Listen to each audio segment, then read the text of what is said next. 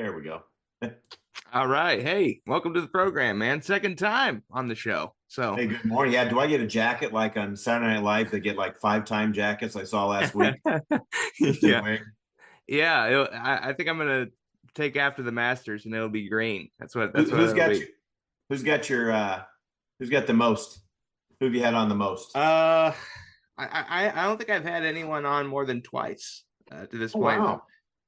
I try to be selective with my episodes. So, I'm in rare air then, yeah. yeah. Good How you morning. been, Jimmy? I've been good, man. It's a good morning because the eclipse is going on. Everybody's talking about that, with Indianapolis, I guess, is supposed to be like the prime spot to see this eclipse going down. It is, yeah. So, I've not really gotten into it. I hate to say it. so you don't have the glasses. You're not prepared to, take time to see it, or I have the glasses in case I'm driving or out getting the mail outside, but I don't know right now if I'm gonna see it or not. So I don't know. But I do have a pair of glasses that they gave me at the bank. Yeah. Okay, good. Yeah, my advice to people is to use the glasses. Don't stare into the sun. That's Right. one thing that we can learn Right. from today. Since it is the morning, what's your go-to breakfast normally? What's my go-to breakfast? I just Yeah. had a banana right before I got on here, but I usually have 2 or 3 business meetings a week. So it seems like I go to Patachou a lot and get the um, omelet you can't refuse. It's called. Oh, okay. Yeah. See, Chooch was always a guy that would cook Sunday breakfast. That was like his thing, Yeah. So he would get the eggs going, get some bacon. I mean, it's a full spread on a Sunday when Chooch was in charge. So that was good. Excellent. Well, you look good, Jimmy. Thank you, Hey, man. everything Been going trying. well?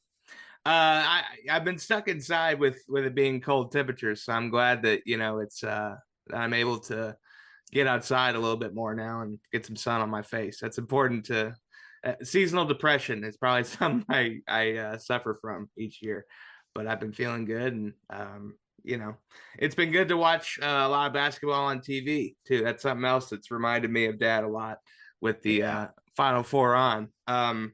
With that being said, I know you've been around a lot with Purdue. What are your thoughts on them making the Final Four? It's a big deal. Are we on the air yet? Yeah, we're just recording. We're recording. I think they're going to shine tonight and play really, really well. Is that still good enough to win? We'll see. But they've Hmm. played well in the big games all season. When you look at who they've beaten, to develop the rating they've got, the games they've lost, no disrespect, but the games that they've lost were not big games. Lost to Northwestern, they lost to Nebraska, they lost to Wisconsin. But they weren't huge games that had national ramifications. They've won the big games, and I think this team is going to be up to the challenge. They're going to play real well tonight, and hopefully it's enough to beat them. I mean, this is a great UConn team. I mean, they have Hmm. five NBA prospects. Besides Klingon, those other 4 guys, those big guards they have 5 NBA potential players. And this Purdue team, I think, maybe has 2. Edie maybe, and Miles Colvin, who's still only a freshman that hasn't gotten into his own yet. He's a freshman just learning still how to play. He's got the athleticism of a Jaden Ivey. He's got the ability. It's just right now he's just got to learn to play a little bit better and play with everybody around him. Well, and everybody knows Zach Edey is the main guy with the Boilermakers. What do you see as the keys for tonight's game? Well, he's got to make shots around the basket. He had stretches this year around his left hand that using his left hand he really struggled over the right shoulder. But when he can leave that left shoulder, his shooting percentages are astronomical. So Zach's got to have a really good game, stay out of foul trouble, which he's done a great job, almost too great a job. It seems like he's gotten a few breaks during the NCAA tournament and not gotten fouls called on him. Mm-hmm. But sometimes that happens when you are who you are. But he's going to have to have a great game, and Braden Smith has to have a great game. Our native son here in Westfield, where I live now, has got to take care of the basketball, make a couple shots when open, and if he makes more shots, that's even added bonus. But he's just got to take care of the basketball. We can't have 16 turnovers. I say we. I went to Bethel College, did my master's work at Ball State. but my parents were Purdue people, if you remember, Jimmy. So I grew up a Purdue fan. I just couldn't get on the floor at Purdue, so I went and played somewhere else as a basketball player, tried to Well, play. I know that my dad, even with Purdue making the Final Four, would still boo them, even if they're from the state of Indiana. Um, do you get a sense from folks that you've talked to that there is some pride, even if they're not necessarily Purdue fans, that it's cool to see an in-state team make it that far? You know? Yes, I believe you're spot on there, Jimmy. There's a lot of IU people that I've seen on social media that usually just bashes Purdue that have said, "Hey, this is if you can't rally around this Purdue team, I mean, they're a really good bunch of kids.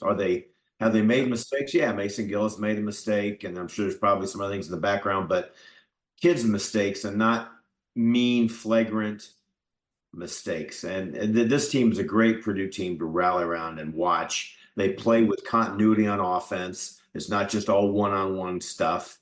And that being said, they're kind of like Bob Knight teams of the 70s that people got touches, that people came off screens. Now the times have changed and you run your offense is different with a high post screen. And you didn't have that very often back in the 70s. But long answer for your question. I think IU fans have embraced this Purdue team and most of them are pulling for them, even though they don't want to see a banner in Mackey Arena.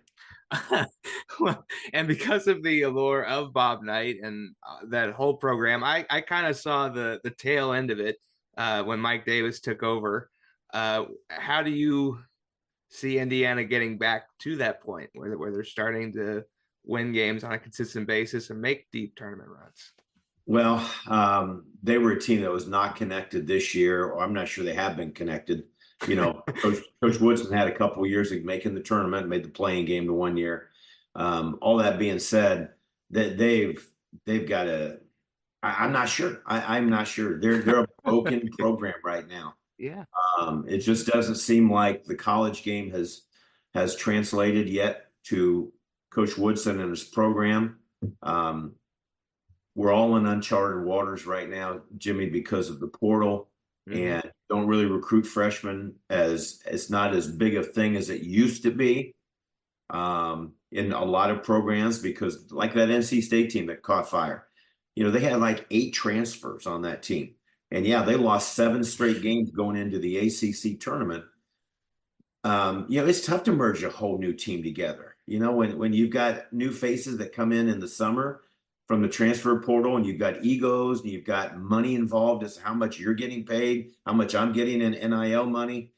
And it seemed like Kerry Keats got it together barely at the right time to save his job. He got a 2-year contract extension because of it, but to save his job at NC State making the tournament, let alone making the Final Four. So that's just an example of how I think it's very hard to predict how you get things going now because of all the nuances that go on with NIL, freshmen coming in, losing players that are really good players that you're counting on, and all of a sudden I'm going to go to the University of Miami like Nigel Pack did it 2 years ago when he left Kansas State, and Bruce Weber, he left him high and dry. And Coach Weber's now is on the Big Ten Network doing what I do is talk basketball and do color commentary of games, but it's just a different world.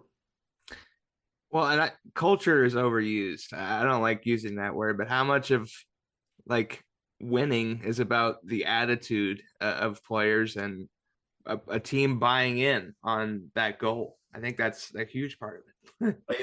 It's a huge part. And that again, I hate to go back to Purdue, but they are the poster child right now of having a winning program that very few kids now, and it was different in the early 2000s. Coach Painter had some kids that had different kind of goals and weren't necessarily Purdue winning goals.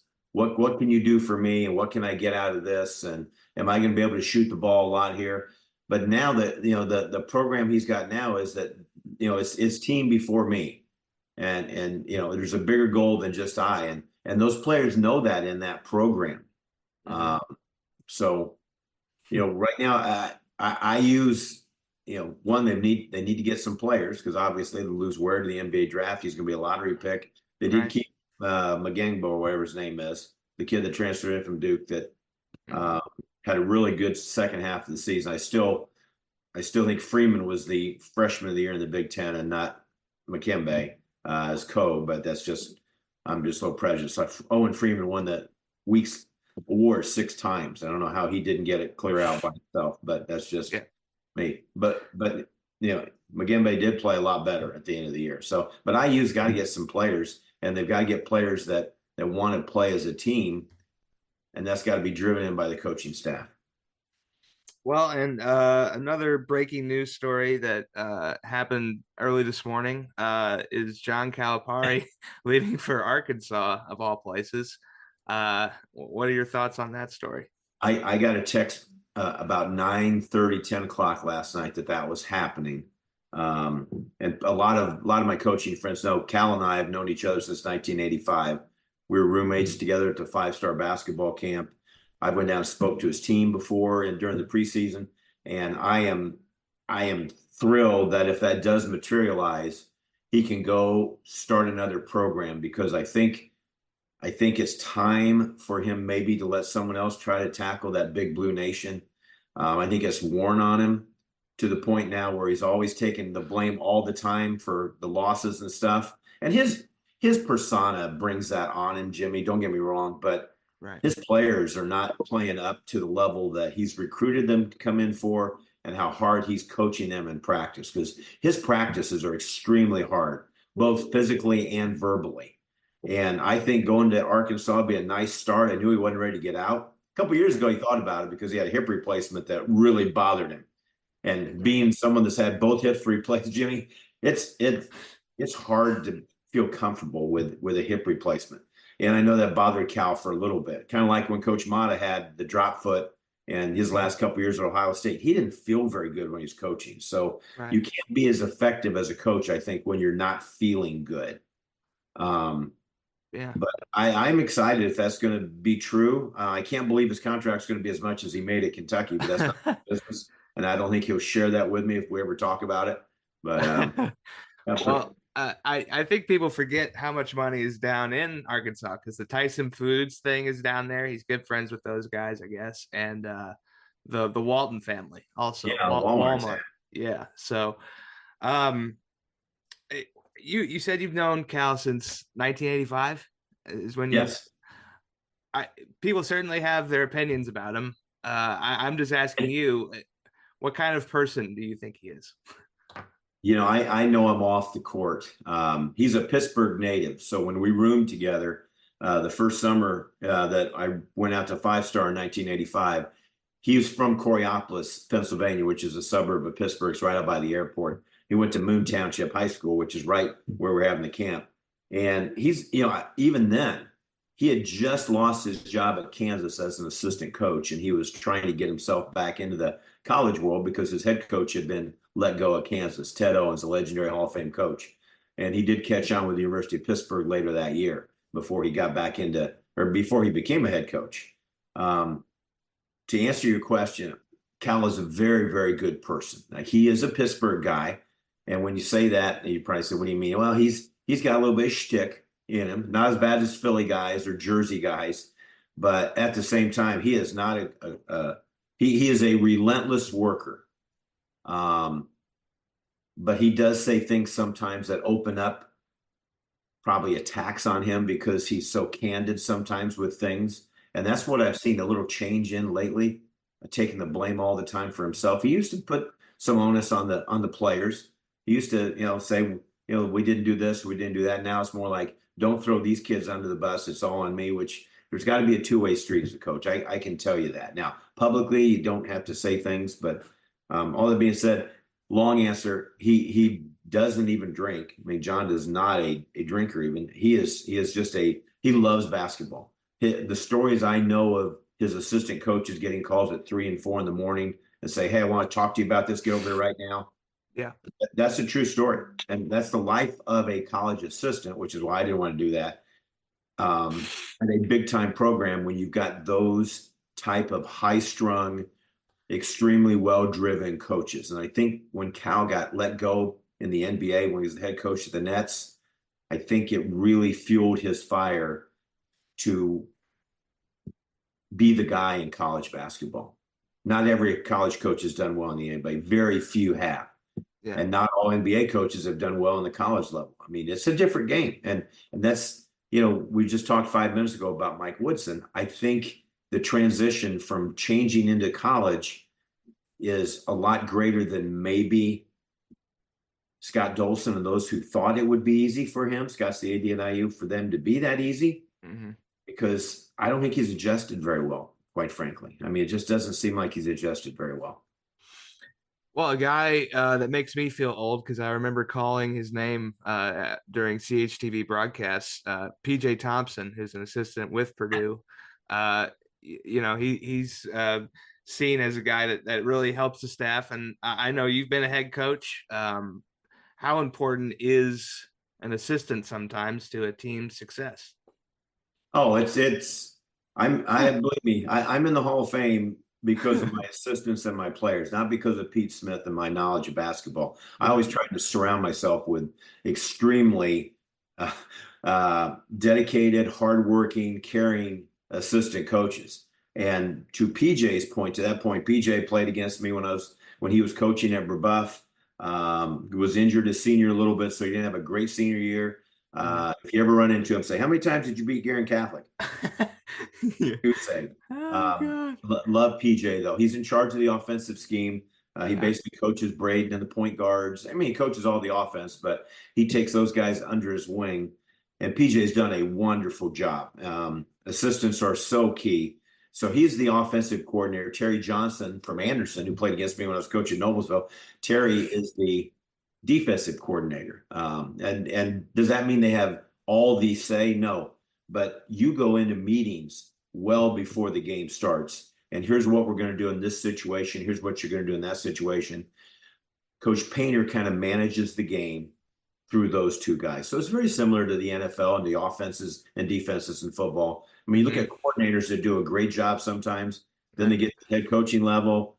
And, well, Chuck Pagano, it seems like. Chuck Pagano, very well thought of defensive coordinator, got to the Colts as a head coach, and it just didn't have the same success. Just using him as an example.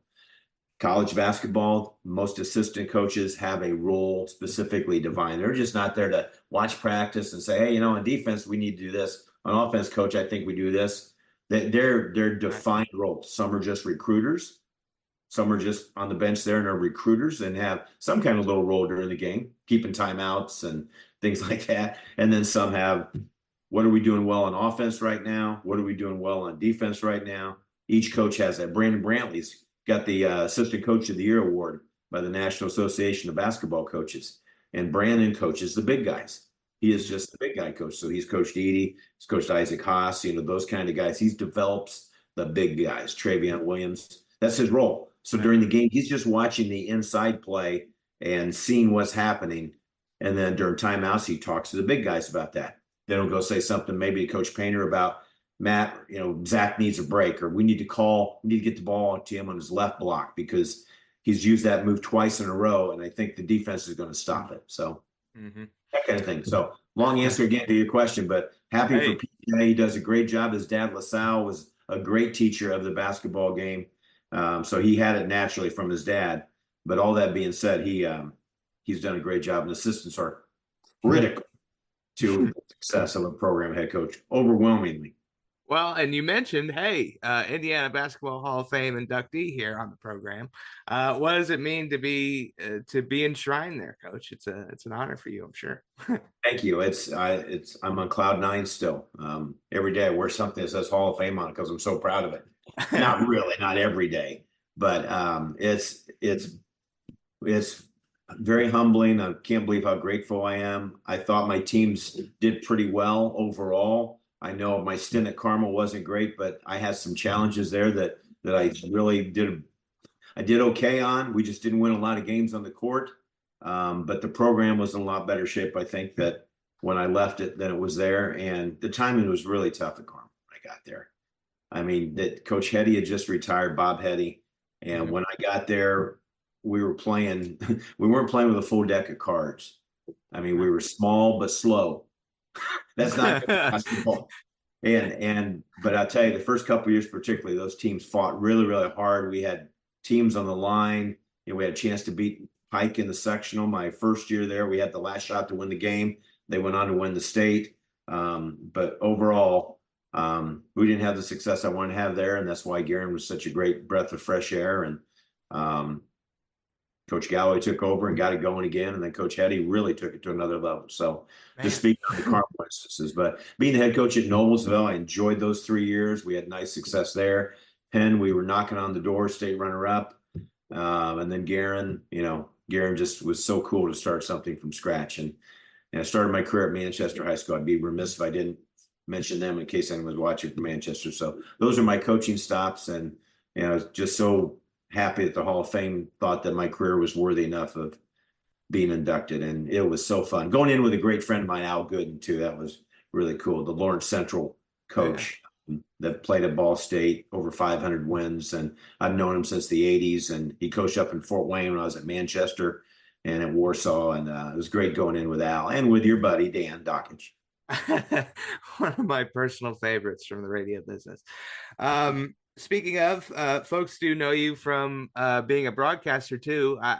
This is to help me. Like, how do you prep for games normally, Coach? Usually the day before I'm doing a game or where I'm coming off the state tournament where I did the 3A and the 4A state finals on the IHSA Champions Network. I'll spend a whole day watching some film if I can grab it, which the IHSA gives you film for the state tournament. Now, regular season games a little bit different. I'll call the coach, talk to them, get on media, see what their stats are. So that's kind of how I prep for it.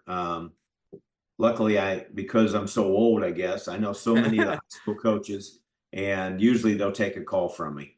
They may not take one from, Phil Jones or Michael Smith or something, but when, because they know me, they'll usually take a call and give me 10 minutes of their time to tell me what they think the keys are to the game and how they break it down, how they're going to try to attack. And I'm always very confidential with them. I'll say, I won't share this with anybody until the game's on, but what are you going to try to do? I mean, because then I get off the phone and I talk to the next coach. I'm not going to say, well, Coach Smith said you're going to do this. He's going to do this.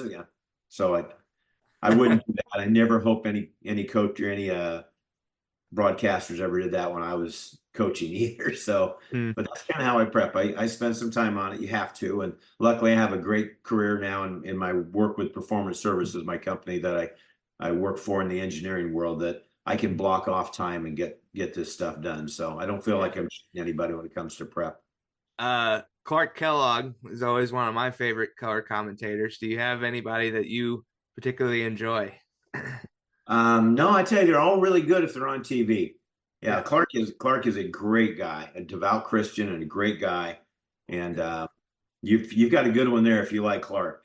He's very, very good. He's come to some Guerin games when I was coaching Guerin, which I really because Kristen Airy's son played for me.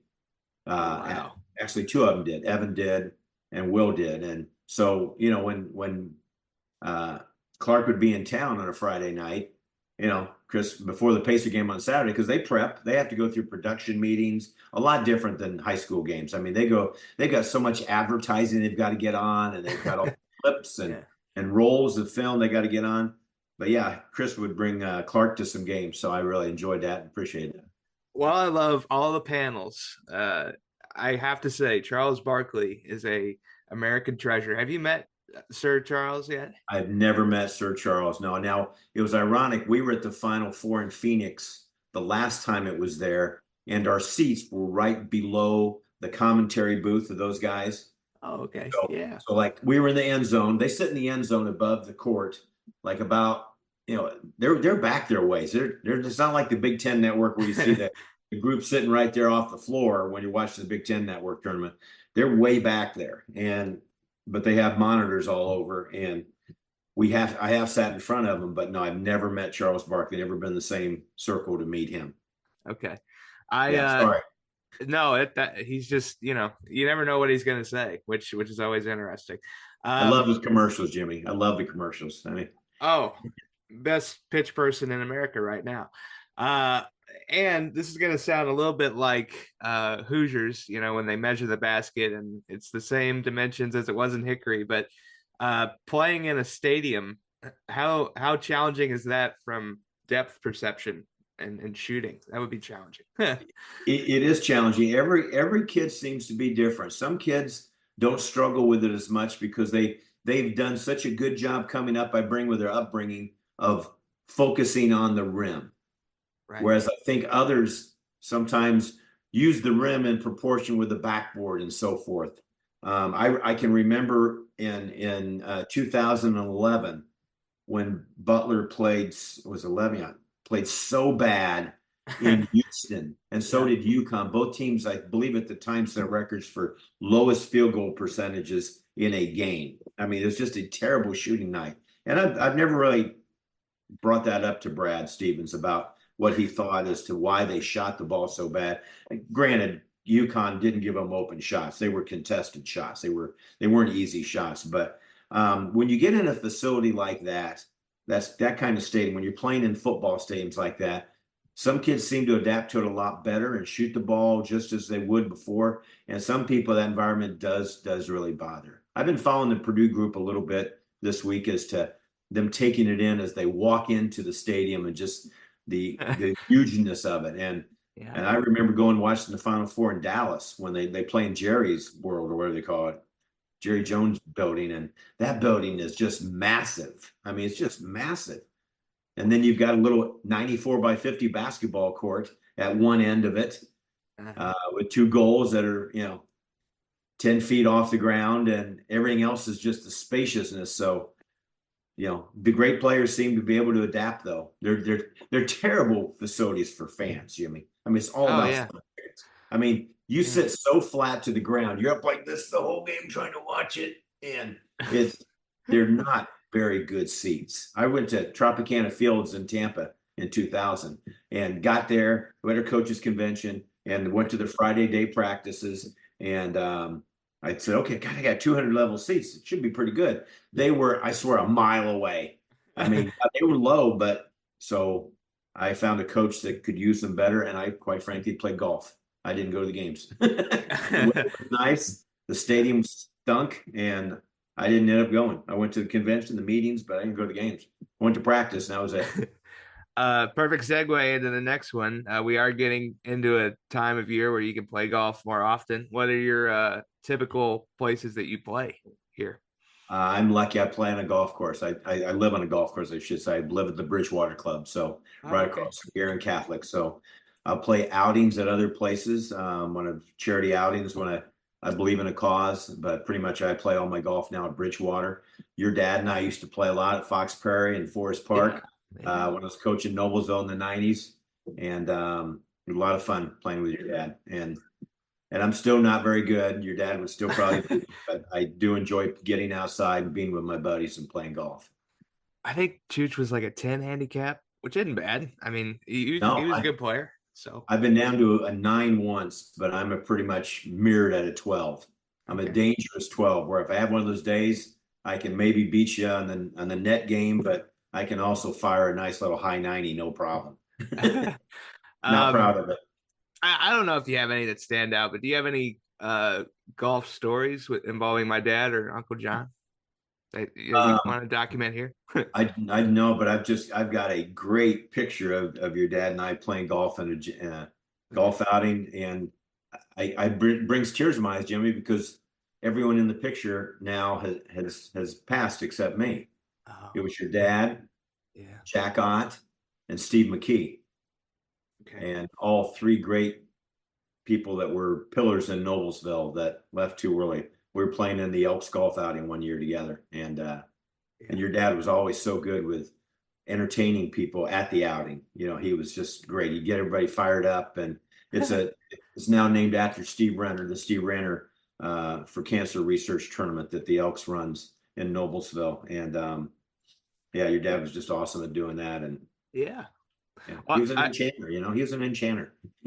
Enchanting fellow, my man.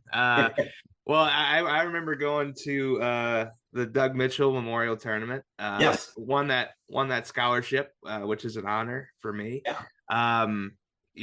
So Dad brought me to several, and he entertained at that. I did wear for you Ike and Jonesy's, since Dad was the house band there for a long time. Did you ever make it to Ike's to see Dad play? I did. I did. Okay. And Okay. I need to stop there for the protection witness program. I have had seen, I loved going to Ike and Jonesy's. Now it's not the nicest place to go to nowadays. Downtown Indy isn't as Yeah. safe as it was back then, but yes, Well, it was a lot of fun. anybody, how would you describe that bar? I've been told it was like an 80s wedding reception. That's a good way of putting it. That truly is. Yeah, there's a lot going on. Let's put it that way. There's a lot going on in there. Okay. Yeah, it was. What was my dad was a cover band, Chooch and the Enchanters. Did you have a favorite song that he played? No, they were all his songs were good. And I'll tell you, like you just said, there was a lot going on there. I mean, his music Yeah. was in the background, and there was people all over the place that you could look over here and see this happening. You could look over there and see that happening. It was a hot spot. Boy, that Good was a deal. long time ago. I had a mustache and an afro then.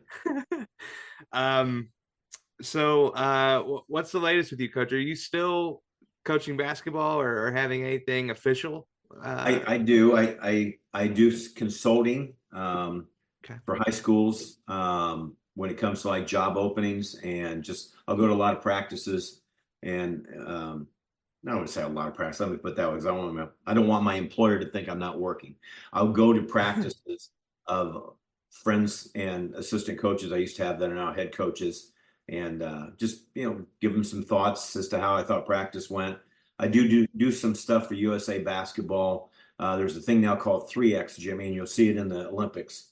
It's an Olympic sport, and when I say 3X, it's 3-on-3 basketball, and I've been involved with that for the last couple of years indirectly. And Fran Fischilla is the men's program coordinator. He's a close friend of mine. He was just here in Indianapolis last week for the NIT finals that I got to Okay. see him at. So Fran's the former head coach of St. John's, and coached a lot of basketball in his day. And he's a big time color commentator. He does a lot of games with Boog Shambi when Yeah. Boog's doing basketball and stuff like that. Good deal. And just to document it here, and I didn't know, are you still doing the PA announcing for the state finals, or did you hand off that to someone else?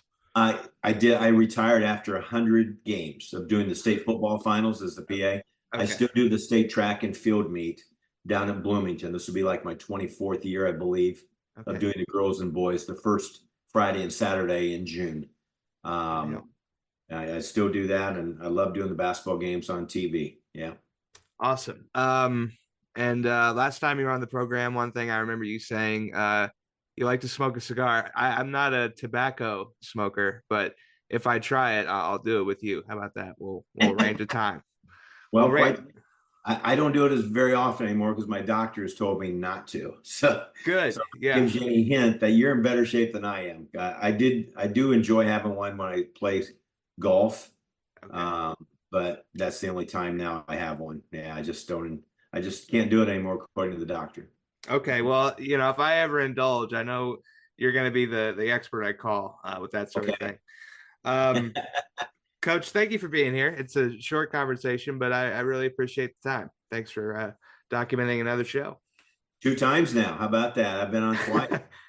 Yeah, that's I right. appreciate that. No, thank you for asking me, Jimmy. And it's going to be a great game tonight as we record this in the morning. It's going to be a great game, I think. If Purdue doesn't turn the ball over, they have a good shot at winning. If they turn the ball over, it's probably a double-digit win for UConn, like it's been every game for the last 2 years in the tournament for them. They've just had such a Man, great run. we'll see. It's the two best teams in the country for the final game. They've been the two ones that have stood out. So, all right, Coach. We'll talk to you down the road. Thank Uh, you, Jimmy. all right, folks. To check out this episode and all others, you can make your way over to linktree.com/JBK on air. Follow me at JBK on air on all social media platforms, and hit the link in the description if you want to donate to the show as well. Until next time, have a great day and a better tomorrow.